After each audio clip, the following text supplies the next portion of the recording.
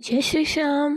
खाटू श्याम बाबा और जीवन के उतार चढ़ाव की सीख। बहुत समय पहले की बात है। राजस्थान की पावन भूमि पर एक साधारण युवक रहता था। उसका नाम मोहन था। मोहन ईमानदार था, मेहनती था, लेकिन उसका जीवन कठिनाइयों से भरा हुआ था। कभी काम में असफलता, कभी अपनों की बेरुखी, तो कभी हालातों की मार। हर रात वह आसमान की ओर देखकर एक प्रश्न करता, हे भगवान, क्या मेरी परीक्षा कभी समाप्त होगी? एक दिन पूरी तरह टूट जाने पर मोहन खाटू श्याम बाबा के मंदिर पहुंचा। मंदिर में शांति थी। घंटियों की मधुर ध्वनि और दीपकों की लौ वातावरण को पवित्र बना रही थी। मोहन ने बाबा के चरणों में सिर झुका दिया और भारी आवाज में बोला, बाबा, अब मुझ में और सहने की शक्ति नहीं बची है। उसी क्षण उसे जैसे लगा किसी ने उसके सिर पर स्नेह से हाथ रखा हो। उसके कानों में कोमल और शांत स्वर गूंजा, वत्स, जीवन के उतार चढ़ाव तुम्हें तोड़ने नहीं, तुम्हें गढ़ने आते हैं। मोहन ने आंखें खोली। उसने देखा खाटू श्याम बाबा मुस्कुरा रहे थे।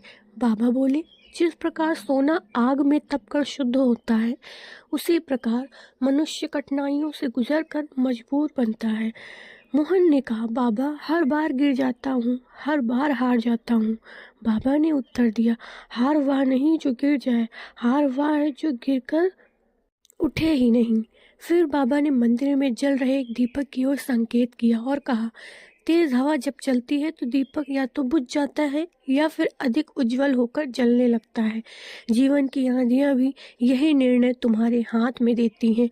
मोहन का हृदय हल्का होने लगा। बाबा ने आगे कहा, जो दुख आज तुम्हें रुलाता है, वही कल तुम्हें दूसरे का सहारा बनना सिखाएगा।